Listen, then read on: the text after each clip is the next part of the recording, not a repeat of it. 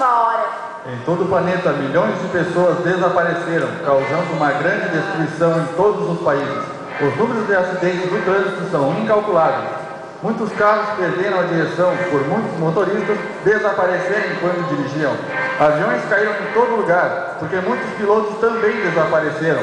Um grande caos começa a tomar conta do universo. Todas as pessoas estão apavoradas. Muitos correm gritando de um lado para o outro, procurando seus familiares, e ainda não se sabe o motivo de tantas pessoas terem desaparecido. As últimas informações que temos é que todas essas pessoas eram evangélicas.